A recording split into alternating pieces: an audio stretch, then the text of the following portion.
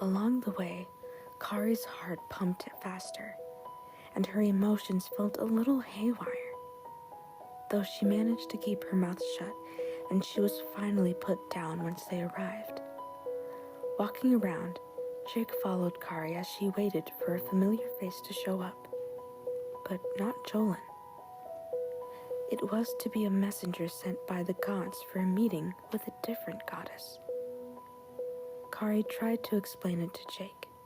He understood, but kept guard for Jolin. My, you are finally together again. The sweet old shopkeeper found them wandering around. You do not look joyous of this, though. I see that there is still more to trifle with in your story. Jake was slightly confused. What do you mean by that? Oh, I see all and all see itself. The old shopkeeper chuckled. As a messenger of judgment, I have arrived to escort Miss Kari Juvuan. You? Kari was almost in disbelief. But you have been here for so long. How? Your sweet sister Julius is a long-lasting acquaintance of mine. The old man laughed. Now, we must go. Jake stayed behind as Kari followed the old man, but then the two stopped. The old man turned back to where Jake was and quickly dragged him along. He explained that it was better for the both of them to go together, as specifically requested if possible. Confused, Jake went along with them and walked into the shopkeeper's home. Finding a hidden room, the two followed behind the shopkeeper and went into a navy blue portal. The portal took them to a large, spacious room that had a woman sitting in a long, high throne. The shopkeeper went back through the portal, leaving them to speak. Kari looked up at the woman sitting down and easily recognized her as her older sister, Julius. Kari kneeled and Jake followed. Please, rise. Julius lifted her arm. The two rose and Julius stood from her throne, walking down the stairs that led to them. With each step, elegance was shown in the end of her long, flowing dress. Her brown, sparkling skin was lighter than Kari's, and her eyes were like green emeralds. Unlike Kari's light pink hair, hers was simply a very dark brown.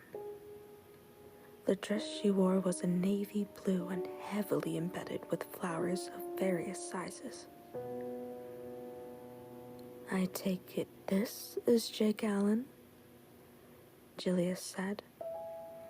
The one you have been so entangled with. Yes, sister.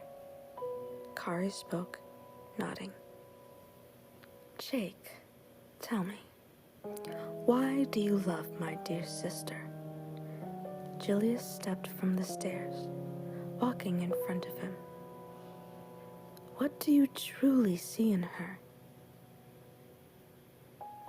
I see her sweet personality under the shell of shyness. The kindness and care she gives toward others. The pride she shows when helping ones in need. Jake goes on and on without hesitation.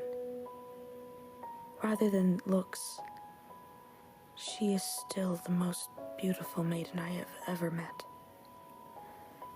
I see you are infatuated with her. Julius sighed and walked to Kari. He has an innocent heart with good intentions, but so do you. It is obvious that you both are unaware of how your relationship influences the realms. What do you mean? Kari asked. There is a prophecy on the goddess of love. Julius pointed at Kari, lightly poking her. You, sister, and the prince of the elf kingdom. What? Kari looked to Jake.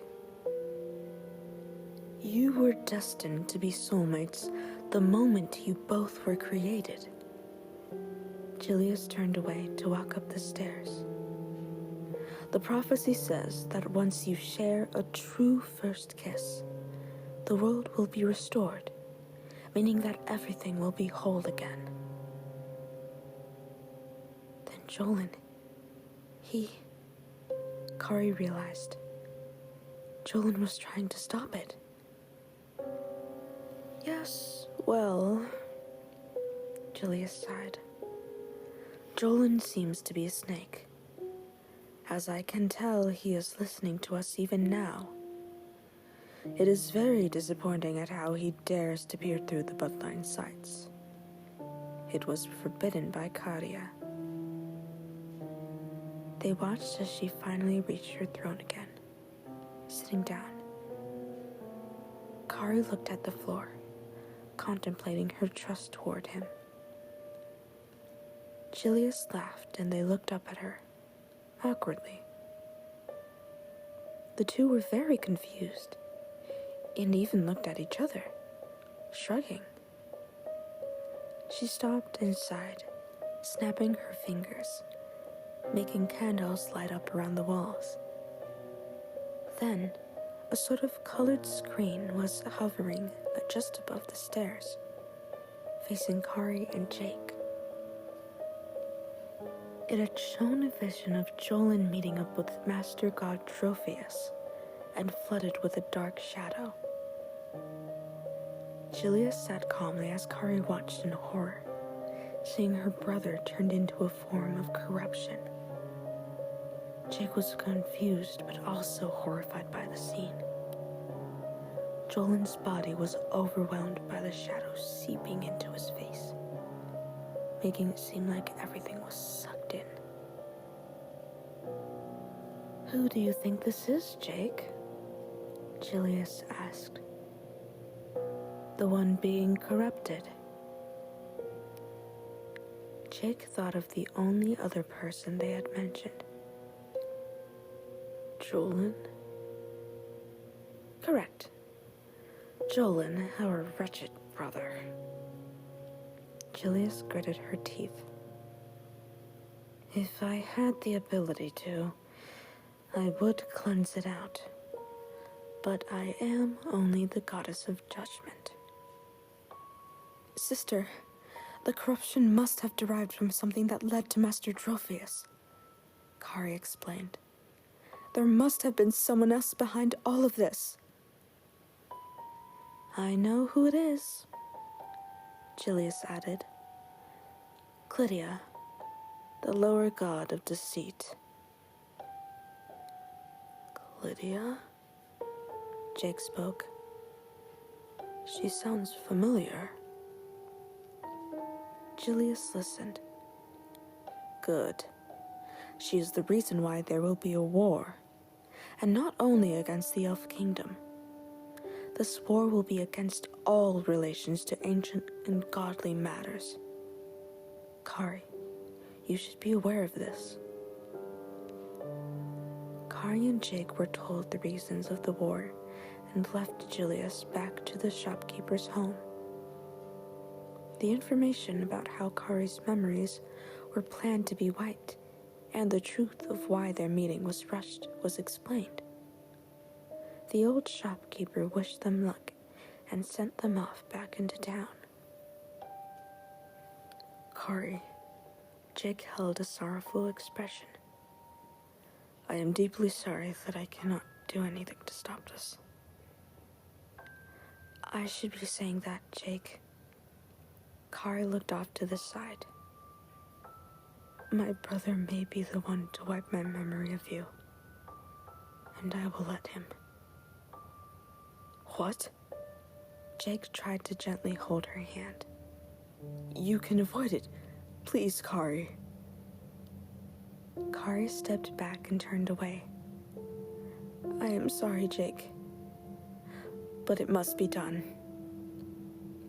Jake watched as Kari walked away and disappeared through the crowd of people in the town.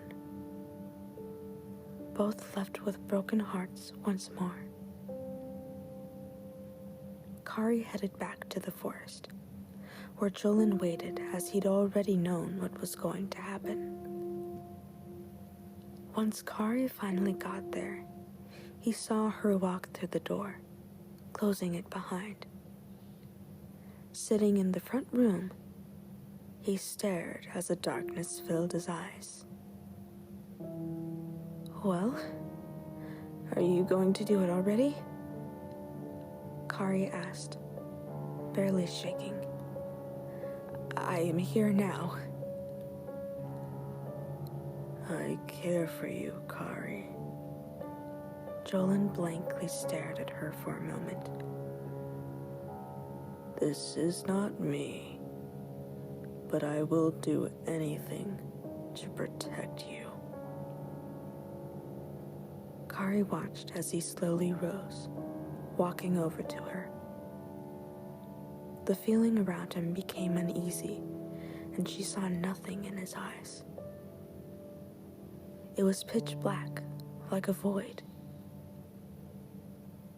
That was the last thing she'd seen before her precious moments of the past were wiped away. End of section 12.